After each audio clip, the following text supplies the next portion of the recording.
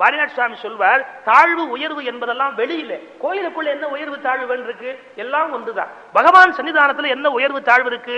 எதுவுமே இல்லை. அதுக்கு ஒரு சின்ன அடையாளம் பாருங்க. கோயில்ல போய் நம்ம சுவாமி நமஸ்காரம் பண்ற போது இந்த ரெண்டு கையும் தானாவே சேருகிறது. வலது கை உயர்ந்தது, இடது கை தாழ்ந்தது. இடது கையினுடைய பணி குற்றமானது, வலது கையினுடைய பணி பெருமையானது. ஆனா கோயிலுக்குள்ள போற போது வலது இடதுங்கிற பேச்சே இல்லை, ரெண்டும் சேர்ந்தே இறைவன் முன்பு நிற்கிறது என்றால் இறைவனுக்கு இந்த உயர்வு தாழ்வு இல்லை என்பதை வணக்கத்தில் புறப்படுத்துகிறோம். இது ரெண்டு சேர்ந்தா தானே இறைவனை கும்பிட முடிகிறது.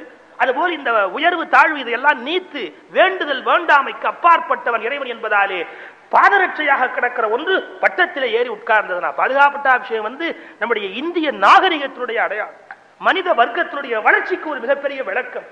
தெய்வ வழிபாட்டில் நாம் தோய்ந்திருக்கக்கூடிய உண்மைகளுக்கும் ஆழத்துக்கும் ஒரு உண்மையான விளக்கமாக அமைந்திருப்பது பாதுகாப்பட்ட விஷயம். எப்பேற்பட்ட புண்ணிய கதைகள் நிறைந்திருக்கக்கூடிய இந்த பூமியில் நாம் தோன்றி இருக்கிறோம் என்பதை இன்றைக்கு பெருமையோடாவது நினைத்து பார்க்கிறோம்.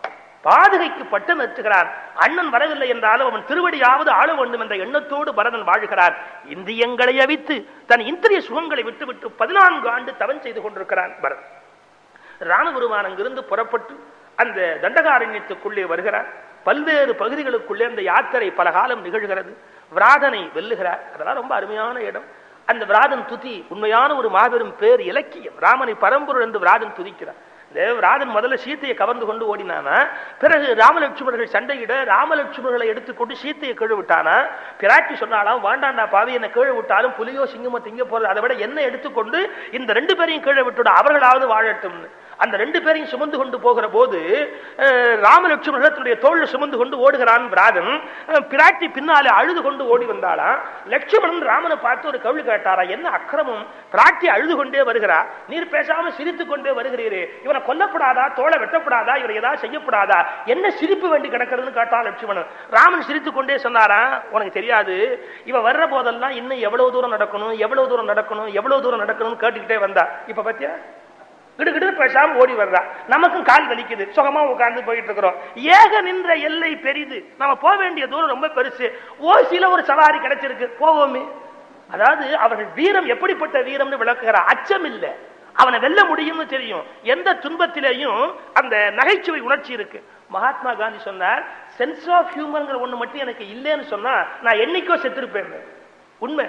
வாழ்க்கையில் இந்த உணர்ச்சியை எந்த காலகட்டத்திலும் இழக்கக்கூடாது. எவ்வளவு பெரிய துன்பம் வரட்டும், எவ்வளவு பெரிய இழப்பு வரட்டும், மனுஷனுக்கு வாழ்க்கையில அந்த உள்ளுக்குள்ள இருக்கிற நகைச்சுவை உணர்ச்சி சாகக்கூடாது. அப்பதான் வாழ்க்கையை வெற்றியா நடத்த முடியும். இந்த ஆபத்திலையும் ராமன் ஜோக் அடிக்கிறார். எப்படி போக வேண்டியது ரொம்ப ஜாஸ்திடா, ஜாலியா கொஞ்சம் ஓசியில போவோமே, அப்புறமா கொண்டுக்குவோமே. அவளும் பாத்தியா நடக்கணுமா நடக்கணுமா நடக்கணுமா, இப்ப எப்படி ஓடி வரா பாத்தியா, கொஞ்சமாவது காலையில் வலிக்கிறதா பாத்தியா, போட்டு. அப்புறம் கடைசியா விராதனை வெற்றி வீழ்த்தினான். விராதன் ராமனுடைய மேன்மையை சொல்லி துதிக்கிறான். அந்த கானகத்தினுடைய வாழ்க்கை எல்லாம் 10 ஆண்டுகளுக்கு மேலே வாழ்கிறார்கள். பல முனிவர்களை எல்லாம் சந்திக்கிறார்கள். உயர்ந்த ஞானிகளோடு அவளுக்கு சம்பாஷணைகள் எல்லாம் நிகழ்கிறது. ஒண்ணுமில்லை, மனுஷன் நாலேஜ் கெயின் பண்ணணும்னு சொன்னா வெறும் புஸ்தகத்துல கெயின் பண்ண முடியாது. ஞானிகளுடைய தரிசனம் தான் உண்மையிலேயே உயர்ந்த நாலேஜ் கொடுக்க முடியும். பலரோடு பழகுவது, பல பேரிடத்துல பல செய்திகளை தெரிந்து கொள்வது, புண்ணிய துறைகள் ஆடிங்கிறதுக்கு நதியில நீராடி நம்ம அப்ப அர்த்தம் பண்ணணும். இந்த ஒவ்வொரு முனிவரும் ஒரு புண்ணிய துறை. அதுல இருந்து அவன் பெற்றுக்கொண்ட ஞானம் எல்லை இல்லாதது. அது ஒவ்வொன்றும் ஒவ்வொரு வகையான ஞான பிரான்ச். அதுல ஒவ்வொரு வகையான ஞானத்தை அவன் தெரிந்து கொள்ளுகிறார். அந்த காலகட்டத்தில் எப்படி எப்படி எல்லாம் இருந்தார்கள்னு கம்பன் பாடுறார். தலை முழுக்க வழித்தவர்கள், நீண்ட தாடி விட்டவர்கள், கடும் தவம் செய்கிறவர்கள், ஒவ்வொரு மாதிரியான யாகங்கள்ல ஒவ்வொரு வகையிலே வல்லவர்கள். ஆனா எல்லாரும் ஒன்று மட்டும் வேண்டுகிறார்கள், ராவணனை சம்ஹாரம் பண்ணி காப்பாற்ற வேண்டும், ராவணனை சம்ஹாரம் பண்ணி எங்களை காப்பாற்ற.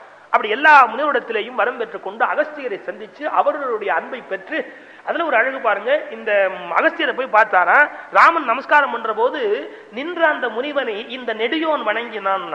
ரொம்ப நயம் கம்பனுக்கு. நெடியோன்னா திருமாலுக்கு பேரு, ஆனா ராமனை நெடியோன்னு சொன்னது குற்றம் இல்லை.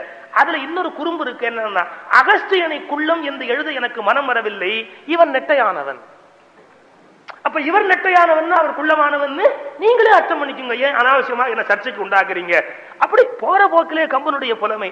நின்ற மறையோனை நெடியோன் வணங்க, நெடியோன் ஆகிய அந்த ராமன் வணங்க அவர் வாழ்த்தி அவனுக்கு படைக்கலங்கள் எல்லாம் கொடுத்தார். சீத்தை கூட கேட்கிறா, உங்களுக்கு வேண்டாத வேலை தானே, காட்டுல வந்தோம் தவசிகளா இருந்துட்டு போக வேண்டியதானே, மடவுரி தரிச்சு சன்னியாசி மாதிரி காட்டுல தபம் பண்ணிவிட்டு சந்தோஷமா போக வேண்டியதானே, அதை விட்டுட்டு என்னத்துக்கு இந்த வேண்டாத வம்பு, அரக்கர்களை கொல்லுவேன்னு சபதம் எல்லாம்.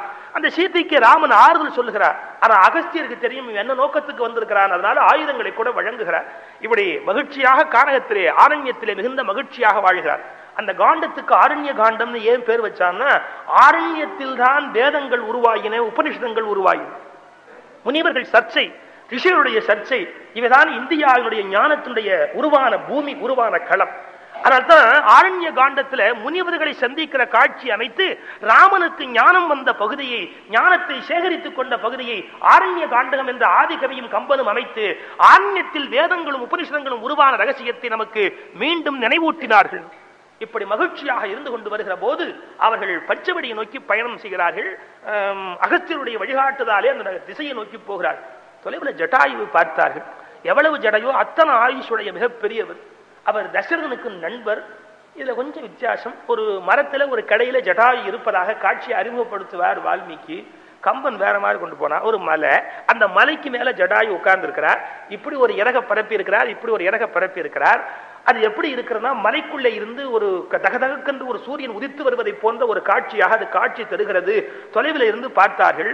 உருக்கிய சுவனம் ஒத்து உதயத்து உச்சி சேர் அருக்கன் இவன் அகலிடத்து அலங்கு திக்கல்லாம் தெரிப்புறு செரிகட சிகையினன் சிறை விரித்து இருந்தான். 2 விறகு அப்படி விரித்துக் கொண்டு மலை மேலே உட்கார்ந்து இருக்கிறார் ஜடாயு. தொலைவில் இருந்து ராம லட்சுமணர்களை பார்க்கிறார். தூய்மையன் இருங்கலை துணிந்த கேள்வியன். தூய்மையானவன், படித்தவன், அறிவாளி. கவனிக்கணும், படித்தவன், அறிவாளி, நேர்மையானவன். எதுக்கா கம்பன் எழுதணும்? படித்தவன், அறிவாளி, நேர்மையானவன் ஒரு வார்த்தையை சேர்த்தா. ஏன்? படித்தவன், அறிவாளி, நேர்மையாக இல்லாமல் இருந்து சம்பாதிக்கலாம் என்ற எண்ணம் வரும் என்பதால் படித்தவன், அறிவாளி, நேர்மையானவன் ரொம்ப முக்கியம். நான் வேடிக்கை சொல்ல, நமக்கு அறிவு வளர வளர இந்த அறிவால யாரை எவ்வளவு தூரத்துக்கு பாழாக்கலாம்னு யோசிப்போம். இந்த அறிவை எவ்வளவு தூரத்துக்கு வியாபாரம் பண்ணி யாரை ஒண்ணுமில்லாம ஆக்கலாம்னு யோசிப்போம். ஆனா அறிவு உடையவன் நேர்மையா இருக்கணுங்கிறதுக்காகவே கம்பன் தூய்மையன், இருங்கலை துணிந்த கேள்வியன், வாய்மையன், மறு இளன், மதியின் கூர்மையன், சேய்மையின் நோக்குரு சிறு கண்ணா. இந்த சின்ன கண்ணை வச்சு இப்படி பார்த்தான். அந்த 2 பிள்ளைகள் வரார்களே, யாரு? கருமலை செம்மலை அணைய காட்சியர். ஒரு கருப்பு மலை, ஒரு சிவப்பு மலை மாதிரி 2 பிள்ளைகள் வருகிறார்கள். கருமலை செம்மலை அணைய காட்சியர், திருமகள் மார்பினர், செங்கண் வீரன், அருமை செய் குணத்தின் என் துணைவன், அழியான் ஒருவனை இருவரும் ஒத்துடார். இப்படி கிட்டக்கு பார்த்தோன்னே ஜடாயு கண்டுபிடிச்சாரா, அந்த 2 பேரையும் எங்கேயோ பார்த்தாப்புல இருக்கு, யாருன்னு தெரியலையே. இதே வயசுல என்னுடைய அருமை நண்பன் தசரதன் இப்படியே தானே இருந்தான். என்ன ஒரு நயம் இருக்கு பாருங்க. ராமனையும் லட்சுமணனையும் பார்த்தால் அவர்கள் தசரதனுடைய ஜாடை, தசரதன் இளமை பருவத்தில் எப்படி இருந்தானோ அப்படி விளங்குகிறார்கள். அவனோடு அந்த வயசுல நண்பா இருந்த ஒருவன் தான் இதை சொல்ல முடியும். வால்மீகி ராமன் சிரிக்கிற போது தசரதனுடைய சிரிப்பை நினைவூட்டிட்டு ஒரு இடத்துல எழுதுவார். கம்பன் ஜாட அப்படியேன்னு இந்த இடத்துல எழுதுறான். இது எதுக்காக திடீர்னு நீங்க எழுதணும்னு நமக்கு ஒரு யோசனை வரும். ஒரு காரணமா தான் நம்ம நாட்டில் பல பேர் ராமாயணத்தை விமர்சனம் பண்ற போது யாகத்திலேருந்து ஒரு பூதம் வந்து பாயசம் கொடுத்தது, ராமன் வந்து பிறந்தார்னு கதையை சொல்லி அதை வெளியிலேருந்து பேசுறவன் சொல்றான், ஓஹோ அப்படி வந்து தோன்றிய பிள்ளை ராமன் மட்டுமே சொல்வான். அவன் செவிட்டுல அறையிறாப்புல கம்பன் சொன்னான், அவன் தசரதன் ஜாடைன்னா. நான் இதுக்கு மேல விவரமா சொல்ல வேண்டாம். அவன் தசரதன் ஜாடைன்னா அப்பா மாதிரி பிள்ளை, அந்த பரம்பரை தான். நீ நினைப்பது போல எங்கிருந்தோ எப்படியோ வந்து பிறந்தவன் என்று எண்ண வேண்டிய அவசியம் இல்லை. அப்படியே தசரதனுக்கு டிட்டோ. ராமனும் லட்சுமணனும் இளமை பருவத்தில் தசரதன் எப்படி இருந்தானோ அப்படியே இருந்தார்கள். பிற்காலத்துல ஒரு கோஷ்டி வந்து ராமாயணத்தை கலாட்டா பண்ணும்னு கம்பனுக்கு தெரியும். அதனால தான் இருவரும் தசரதனை ஒத்தவனாகவே உடல் வழியில் அவனை போலவே தோன்றினார்கள். பார்த்தா அருகில போய் நலம் விசாரிக்க வேண்டும் என்று எண்ணுகிறார். இவர்கள் அருகிலே வந்து நின்றார்கள். ஒருவருக்கொருவர் கருத்து பரிமாற்றம் நிகழ்ந்தது. பீஸ்ட்ரி முன்ன ராமாயணத்துக்கு சுந்தர ராமாயணம்னு எழுதினார். ஒரு 2-3 வார்த்தை போட்டார் பாருங்க. பீஸ்ட்ரியோட வார்த்தை மறக்க முடியாத வார்த்தை. அவர்கள் கழுகு சித்தப்பாவை பார்த்தார்கள். கழுகு சித்தப்பா அவர் பேச ஆரம்பிச்சாரா, இந்த யமன் இருக்கானே மூலக்கோளாறு உடையவன். டிகேசினுடைய ஸ்டைல் பேச்சில் அது அப்படியே பீஸ்ட்ரிக்கு அப்படியே ரைட்டிங்ல வரும். யமனுக்கு மூலக்கோளாறு. என்ன மூலக்கோளாறு? நானும் தசரதன் ஒருவரை ஒருவர் சந்திக்கிற போது என்ன உயிர்னு சொல்லி தன்னை உடல் என்று சொல்லிக் கொண்டான் தசரத மகா சக்கரவர்த்தி. என்ன உயிர் என்றும் தன்னை உடல் என்று சொல்லிக் கொண்ட அந்த மகா சக்கரவர்த்தி ஆகிய தசரதன் இன்றைக்கு இறந்து போய்விட்டார். நீங்க சொல்றீங்க, எனக்கு ரொம்ப வருத்தமா இருக்கு. யமன் என்ன பண்ணும்? எப்பவும் உடம்ப கீழே போட்டு உயிரை தானே கொண்டு போகணும். ஒப்பந்தப்படி நான் உயிர், அவன் உடம்பு என்றா என்னத்தானே முதல்ல கொண்டு போயிருக்கணும். இந்த யமன் மூலக்கோளாறு, உடம்பை எடுத்துட்டு போய் உயிரை கீழே போட்டு போயிட்டானே, இந்த யமனுக்கு அறிவில்லையே என்று வருத்தப்பட்டாராம் அந்த ஜடாயு. இந்த வரலாற்றை கேட்டு முடித்த உடனே இது வந்து இன்னொரு நுட்பமும் தெரியுது. என்னன்னா தசரதனுடைய மேன்மையே நம்ம இங்கதான் புரிஞ்சுக்க முடியுது. திடீர்னு நம்ம தசரதனை பத்தி வெளியில இருந்து பார்த்தா ஏதோ மனைவிக்கு பயப்படுகிற ஒரு சராசரி கணவன் மாதிரி ஒரு இம்ப்ரெஷன் அவனை பத்தி வந்துடுறது இல்ல. அவன் உயிரிழத்தில் அன்பு உடையவன், எல்லோரிடத்திலும் நேசம் உடையவன். ஒரு ஜடாயுவுக்காக தன்னை உடம்பு என்றும் அவனை உயிர் என்றும் சொல்லிக் கொள்கிறார். இன்னொரு உண்மை சொல்லட்டுமா, ராமனை உயிர் என்றும் தன்னை உடம்பு என்றும் சொல்லிக் கொண்டார். ஒரு இடத்துல உயிர் போவது போல விஸ்வாமித்திரர் அழைச்சிட்டு போற போது என் உயிரையே கொண்டு போறார்னா ராமன் உயிர் தான் உடம்புன்னா. இன்னொன்னு சொல்லட்டுமா, ஆட்சி நடத்திய போது எப்படி நடத்தினான்னு கம்பர் எழுதினா, மக்கள் உயிர் தான் உடம்புனா, உயிரெல்லாம் உறைவதோர் உடம்பு ஆகினான். மக்கள் உயிர் நான் வெறும் உடம்புன்னா. அதே மாதிரி ஜடாயுவை பார்த்த காலத்துல இவன் எனக்கு நட்பிலே உயிர், நான் வெறும் உடம்புன்னா. நான் நெருப்பில் விழுந்து இறப்பேன் என்று நெருப்பில் விழப்போனா, தந்தை தான் எங்களை விட்டு பிரிந்து விட்டார், நீங்களும் எங்களை விட்டு பிரிய வேண்டுமா, எம்மோடு இருக்க வேண்டும் என்று கேட்டுக்கொள்ள இருந்தான்.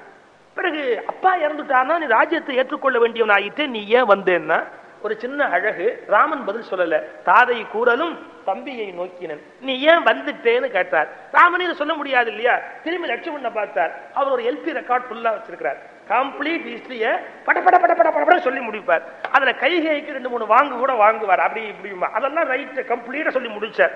தாதை கூறலும் தம்பியை நோக்கினன் சீதை கேள்வன், அவனும் தன் சிற்றவை மாதரால் வந்த செய்கை ஓத வேலை ஒழிவு இன்றி உணர்த்தினான். எல்லாத்தையும் சொல்லி முடிச்சான்.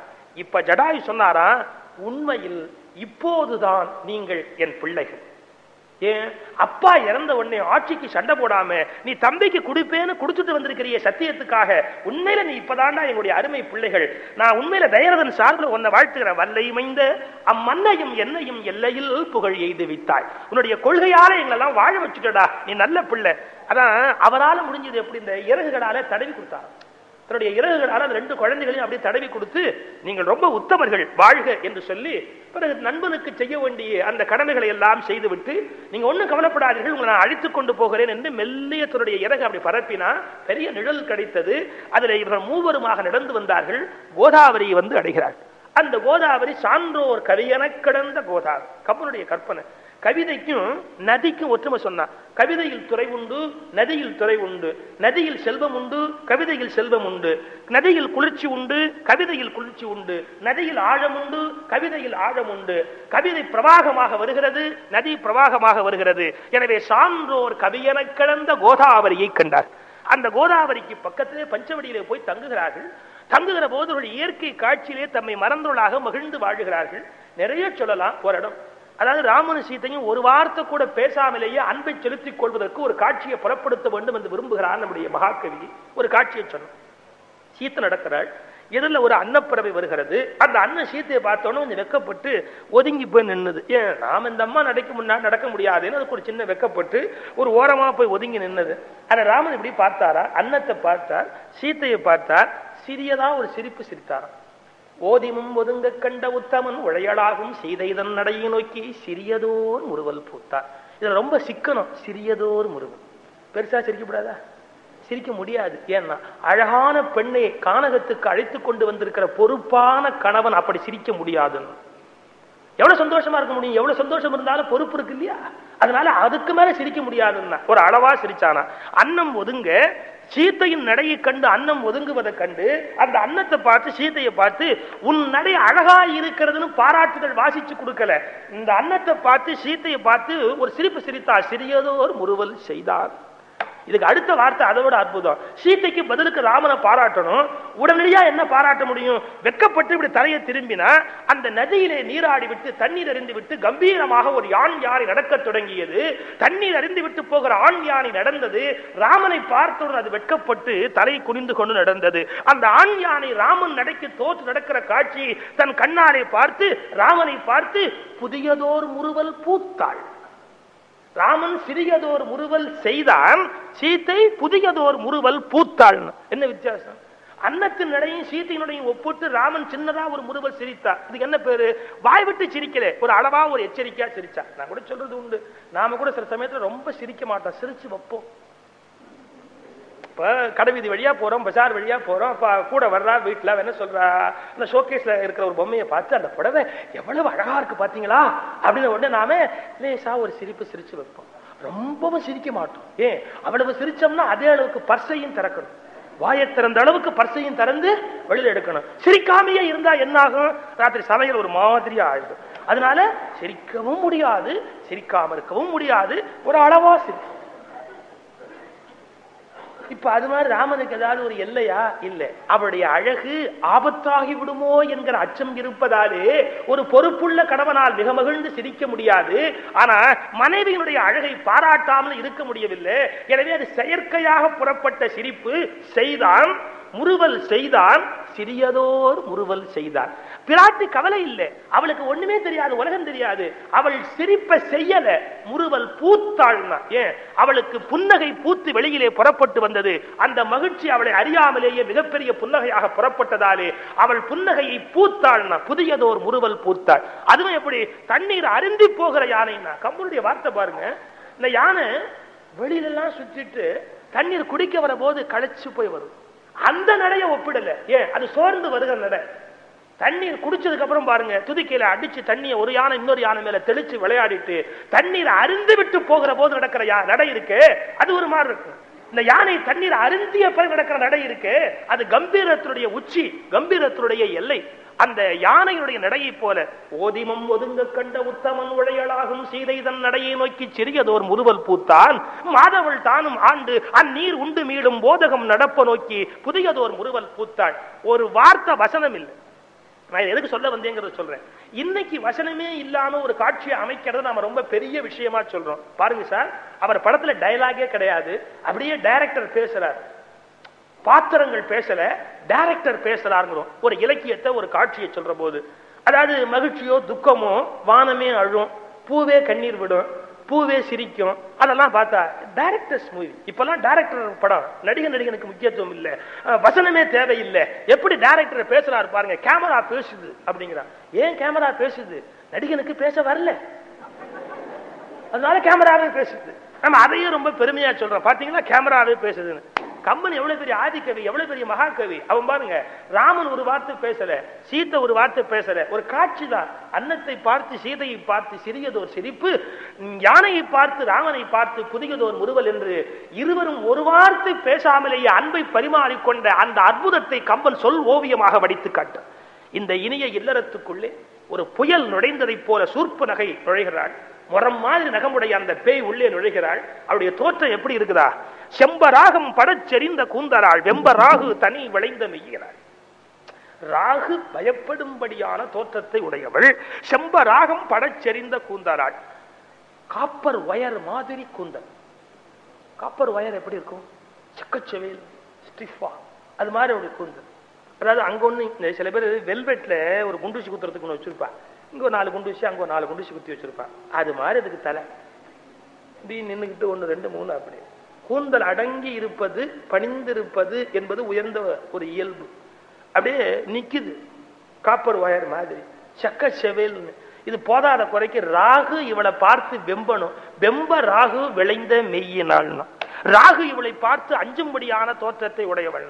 வைமு கோபாலகிருஷ்ணமாச்சார் உரை எழுதுறார், ராகு வெம்பன்னு எதுக்காக இங்க கம்பன் சொல்லணும்? நம்ம இன்னைக்கு சந்திர கிரகணம் ராகு பிடிக்குது அப்படிங்கிறோம். சந்திரனையும் சூரியனையும் ராகு பிடிப்பது போல் சூரிய குலத்தில் தோன்றிய இந்த ராமனை பிடிப்பதற்கு வந்திருப்பதால் ராகுன்னா.